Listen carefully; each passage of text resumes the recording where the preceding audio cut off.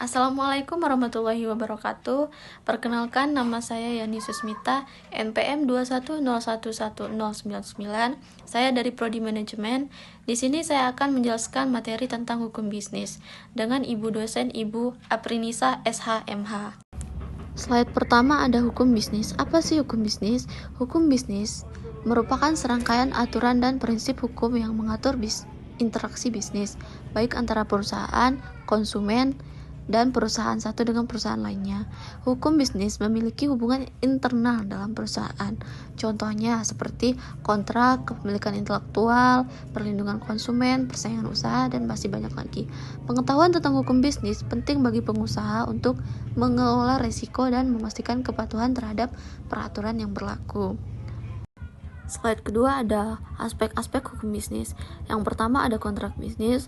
Kontrak bisnis adalah perjanjian tertulis atau antara dua atau lebih pihak yang mengikat mereka secara hukum memenuhi kewajiban tertentu. Kontrak bisnis ini tuh mencakup berbagai aspek seperti hak dan kewajiban masing-masing, spesifik produk atau layanan yang akan diberikan, durasi kontrak, syarat pembayaran, dan konsekuensi jika salah satu pihak gagal memenuhi kewajibannya. Yang kedua ada tanggung jawab. Tanggung jawab dalam konteks bisnis ini tuh mengacu pada kewajiban yang harus dipenuhi oleh individu atau organisasi yang sesuai dengan peran dan fungsinya. Nah, ini tuh mencakup tanggung jawab hukum seperti mematuhi peraturan, perundang-undangan, tanggung jawab kontraktual seperti memenuhi ketentuan yang disepakati oleh kontrak, dan tanggung jawab sosial seperti kontribusi terhadap kesejahteraan masyarakat dan lingkungan. Yang ketiga ada persaingan usaha. Persaingan usaha merujuk pada situasi di mana berbagai perusahaan bersaing untuk mendapatkan pangsa pasar yang lebih besar, pelanggan, dan keuntungan. Persaingan usaha bisa terjadi dalam berbagai bentuk. Nah, itu seperti harga, kualitas produk, inovasi, layanan pelanggan, dan strategi pemasaran. Slide selanjutnya ada fungsi hukum bisnis. Yang pertama ada regulasi pembentukan perusahaan. Hukum bisnis ini tuh mengatur proses pendirian, pengaturan, dan pembubaran perusahaan, serta tata cara kepemilikan dan pengelolaan. Yang kedua ada perlindungan kontrak. Hukum bisnis ini menyediakan kerangka kerja untuk pembuatan, interpretasi, dan penegakan kontrak antara berbagai pihak dalam transaksi bisnis. Yang ketiga ada perlindungan hak kekayaan intelektual. Melalui hukum bisnis diciptakan perlindungan terhadap hak cipta paten, merek dagang, dan rahasia dagang untuk mendorong inovasi dan pengembangan ekonomi.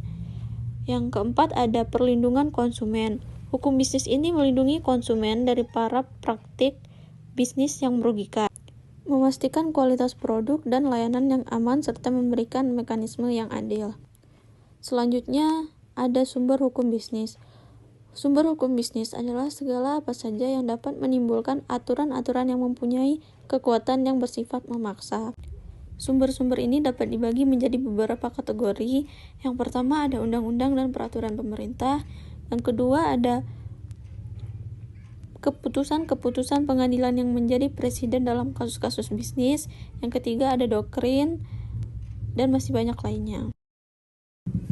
Untuk selanjutnya ada klasifikasi hukum bisnis. Klasifikasi hukum bisnis meliputi berbagai cabang hukum yang mengatur kegiatan bisnis dan perdagangan.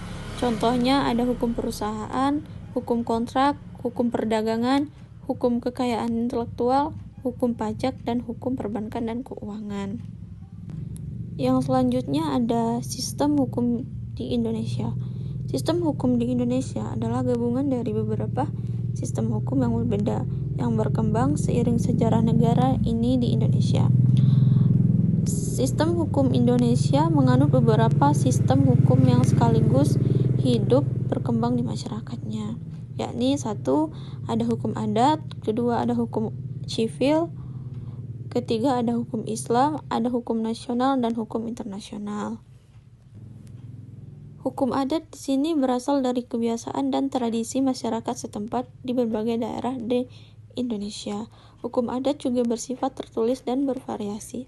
Antaranya itu wilayah mencakup aspek kehidupan sosial, ekonomi, dan budaya masyarakat. Ada juga hukum nasional di sini yang dibentuk setelah Indonesia merdeka. yang mencakup konstitusi, Undang-Undang Dasar tahun 1945, undang-undang yang dibuat oleh DPR, peraturan pemerintah, dan peraturan daerah.